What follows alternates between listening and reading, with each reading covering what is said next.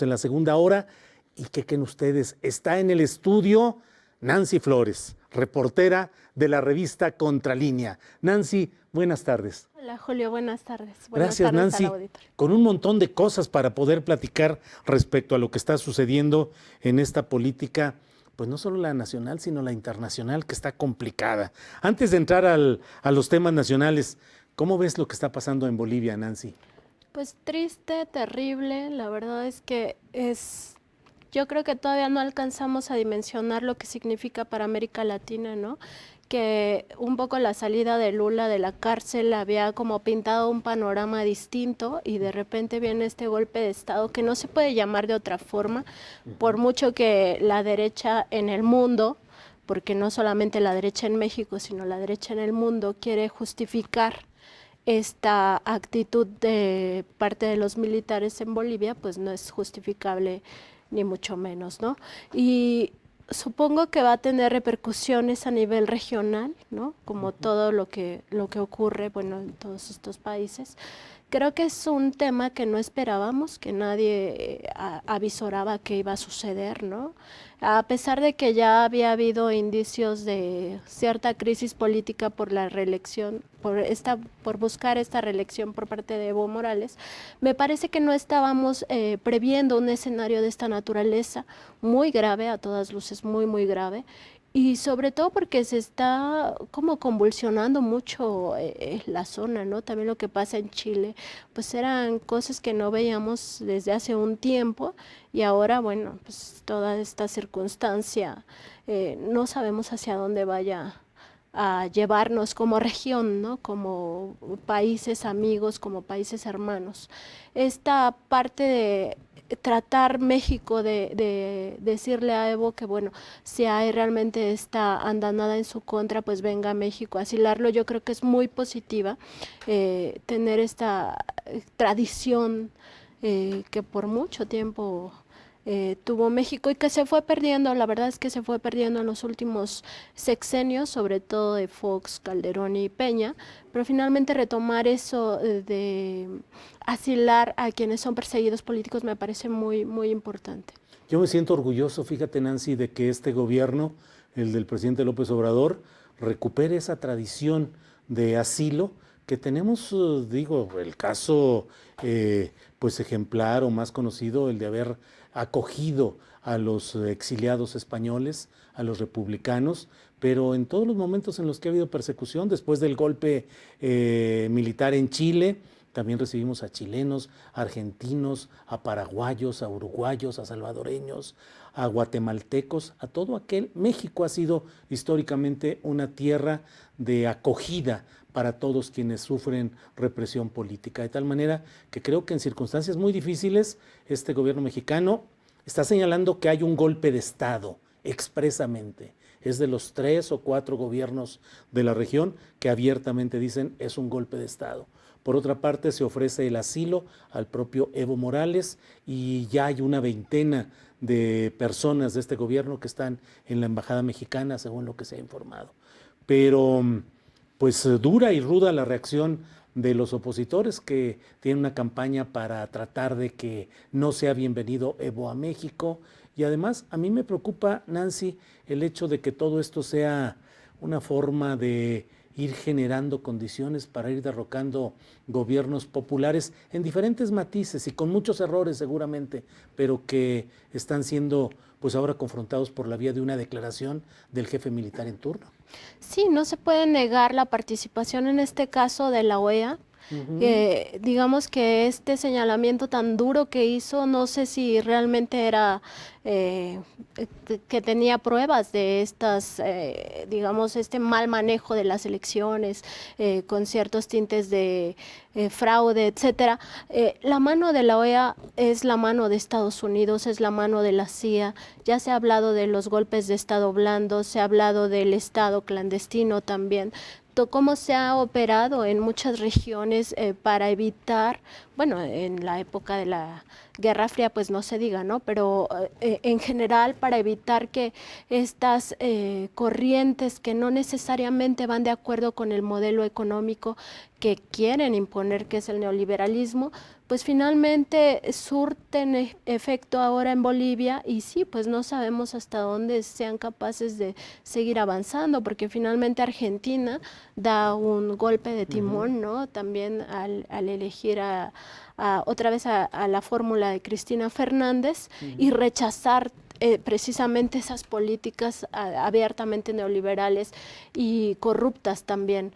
Entonces sí, o sea, no sabemos hasta qué punto va a meter ruido, no solamente en América Latina, sino en general en el mundo, esta mano subrepticia de todos estos intereses transnacionales, porque no solamente es Estados Unidos como un digamos, Estado imperialista, sino en general las transnacionales que quieren las riquezas de estos países, que buscan llegar, saquear, etcétera, pues lo que buscan son gobiernos lacayos, ¿no? O sea, claro, que estén totalmente sometidos a esos intereses y que abiertamente pues profundicen las privatizaciones, por ejemplo, ¿no? Y no solamente estamos hablando de sectores o áreas o empresas, estamos hablando de la biodiversidad, de todo lo que tiene que ver con agua, toda la privatización de recursos naturales, ¿no? Los minerales, etcétera. Nancy Flores, te agradezco mucho esta oportunidad de platicar esta parte relacionada con lo internacional y sus efectos nacionales, pero te propongo irte comentando algunos de los temas que están en el ámbito interno, más en lo inmediato, y que nos des por favor tu opinión. Está el caso de la señora Rosario Piedra, electa formalmente, pero con el PAN diciendo que va a hacer lo que sea necesario para impedir que tome posesión, ni más ni menos que mañana. ¿Cómo ves el tema? Pues es raro que el PAN continúe con esta abierta confrontación cuando ya se dio a conocer esta conversación de WhatsApp, donde claramente ellos reconocen, al decir que van a meter una denuncia por espionaje, que pues es real esta conversación, ¿no? Y en esta conversación lo que Marco Cortés hablaba con los senadores del PAN, pues era precisamente llevar hasta donde pudieran esta versión de que hay 2 votos que se perdieron, que realmente si se hubieran perdido, la propia panista que está dentro de esta sección de secretarios que auscultaron el proceso, se habría dado cuenta que había un fraude, ¿no? Y ella misma en esa conversación señalaba, bueno, pero van a apuntar que yo estaba ahí y yo tenía 2 manos y tenía 2 ojos y no vi tal situación, ¿no? Y él, bueno, Marco Cortés decía que sí, o sea, que fueran adelante con este señalamiento. Yo realmente no le veo mucho futuro. Mañana pues está previsto que María del Rosario Piedra Ibarra tome protesta y que realmente pienso que se va a quedar ahí, porque esto no deslegitima de ninguna manera ni su nombre, ni su historia, ni su experiencia, ni toda la lucha que han tenido pues estos familiares y sobre todo el Comité Eureka, porque finalmente son luchadores sociales, son víctimas. Y eso no lo van a deslegitimar con estos señalamientos, ¿no? Y el PAN abiertamente también con un tema del pasado, ¿no? De querer culpar al hijo de doña Rosario, pues de este secuestro donde falleció el empresario, etcétera, ¿no? Que no tuvo que ver, pero bueno, en fin, con toda esta historia, me parece que no, o sea que no tienen mucho futuro en ese tema. Fíjate, nos reportan que el PAN presentó una denuncia en contra de quien resulte responsable por espionaje político del gobierno federal, acompañado de los coordinadores parlamentarios. El líder del PAN, Marco Cortés, entabló la demanda y dijeron que tomarán las acciones que sean necesarias para impedir que Rosario Piedra rinda protesta como titular de la CNDH. Se reelige Enrique Graue como rector de la Universidad Nacional Autónoma de México.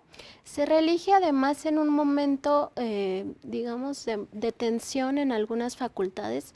Ciencias Políticas está en paro, yo soy profesora de ahí de Ciencias Políticas y está en paro desde el miércoles pasado por señalamientos muy graves de estudiantes mujeres que han sido víctimas de acoso, hostigamiento sexual e incluso violaciones sexuales. Es un tema que ya se había hablado desde hace tiempo en las facultades, de hecho ya habían parado el año pasado y habían hecho manifestaciones y además habían participado en el movimiento Me Too. Pero finalmente es un momento de crisis donde muchos en la propia facultad veíamos como la directora Cuellar, que aspiraba a ser rectora, pero no podía ni siquiera con su facultad. Es la segunda vez que para la facultad por este tema y al mismo tiempo nos habla de una situación de tensión, no solamente ciencias políticas, está también filosofía y también está Cuautitlán paradas. Hay mucho descontento en otras instituciones donde también se habla de acoso y hostigamiento sexual, e incluso hubo un mapa que hicieron estudiantes de geografía muy interesante sobre los temas de inseguridad que enfrentan en Seúl los estudiantes, bueno, la comunidad universitaria en general, y ahí se ve que precisamente una de las denuncias más importantes de ciencias políticas es precisamente esto del hostigamiento y acoso sexual. Y lo que ocurre es que la universidad no ha sabido o no ha tenido la voluntad para realmente estar investigando estos casos y además con prontitud, pues si hay alguien responsable de ellos que salga, ¿no? O sea, que si son profesores o trabajadores que están ahí, que han hecho que han cometido estos delitos, pues que se vayan de la universidad y enfrenten los juicios que tengan que enfrentar. Pero no, lo que hace la facultad en el caso de ciencias políticas, que a mí me consta, es que a los profesores señalados los quita, los retira un semestre o 2 semestres y después los vuelve a contratar. Entonces, como si a la comunidad se le olvidara esto, ¿no? Y luego vienen otras nuevas denuncias de estudiantes, otra vez de trabajadoras, de académicas, sobre esos mismos profesores, y ahí siguen enquistados, ¿no? Entonces, bueno, se reelige en este contexto Graue y se reelige también en un contexto donde al parecer cerraron filas todos, ¿no? O sea, no solamente el grupo de médicos, sino en general todos cerraron filas frente a la 4T, yo creo, más que en acompañamiento con la 4T, sino frente a la 4T. O sea, ¿qué va a hacer la UNAM con todo este tema de austeridad? Que no, o sea, hasta ahora no ha habido como un gran avance al respecto, ¿no? Ni tampoco de gran transparencia. No sabemos exactamente cuánto gana el rector, porque es un tema que a pesar de que están ahí los presupuestos, de que uno puede revisar en qué categoría está el rector, etcétera, no están todos, o sea, no están todos los bonos que recibe, y así una élite particularmente enquistada en el poder y en los institutos también y en las facultades, y no así el grueso de los académicos, ¿no? Que tienen un problema de ingresos terrible, con unos esquemas de contratación pues muy, digamos que muy contrarios a los derechos laborales, ¿no? En cualquier momento te pueden decir gracias, pero ya no te voy a volver a contratar porque eres profesor interino y entonces no tienes base ni nada, ni ningún derecho, ¿no? Entonces sí estamos en un momento complicado, con temas de violencia también muy abiertamente expuestos ya en medios incluso, ¿no? Por la propia comunidad. Y bueno, esta reelección, pues finalmente yo pienso que ya se sabía, ¿no? O Sí, sea, la propia estaba, sí, comunidad ya estaba súper cantado que sí, sí, iba sí, a reelegirse. cantadísimo. En Morena, en plan de rebeldía, se quiere quedar más tiempo, hay dos convocatorias a asambleas y a elecciones. ¿Qué va a pasar? ¿Qué pasa ahí, Nancy? Pues el 20 de noviembre, pues es el día, digamos que es la fecha fatal, ¿no? Ujú. Para ese comité. Sin embargo, bueno, es que toda esta pelea que ha habido en Morena, yo lo veo más como el tema de que los partidos siguen siendo así.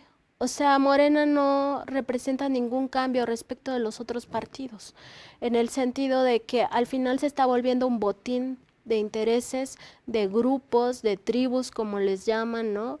Berta Luján por una parte, Jade Kolpolensky por la otra, haciendo 2 convocatorias, acusándose de ilegalidades. Ahora otra vez van a tener que ir con el Tribunal Electoral a que les remedie la plana. Al propio interior no hay una autoridad que diga, hagan bien las cosas, o sea, pues ya que haya como un golpe en el escritorio, ¿no? Para que se arreglen las cosas ahí.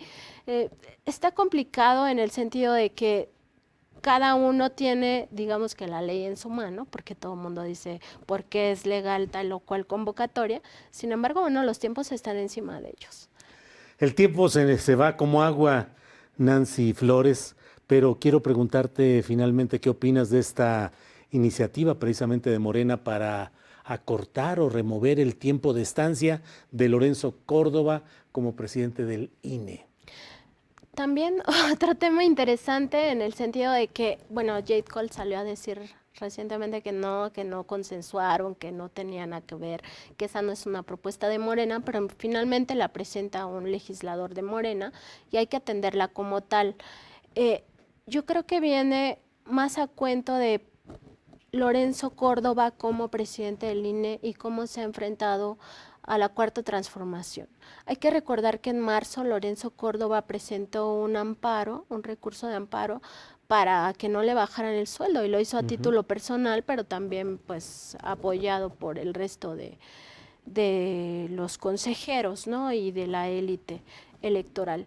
Y es muy interesante este tema, apuntarlo en este momento, porque pareciera que muchos solamente ven como otras temáticas, ¿no? Que tienen que ver más como con una tensión entre el INE o entre Lorenzo Córdoba y Morena, pero me parece que va más allá de Morena, que tiene que ver con toda esta corriente de austeridad que el INE no ha querido en ningún momento de su vida, ni cuando era IFE, ni ahora que es INE, pues ajustarse el cinturón, ¿no? Todos sabemos de sus cochinitos, que en realidad son cochinotes, de miles de millones de pesos que se van ahí a fideicomisos, que los manejan de una forma muy poco transparente y que finalmente este amparo que él promueve diciendo no me pueden bajar el salario porque me violan mis derechos como trabajador, como persona, etcétera, pues finalmente nos revela quién es Lorenzo Córdoba y qué es lo que hace con los recursos públicos, ¿no?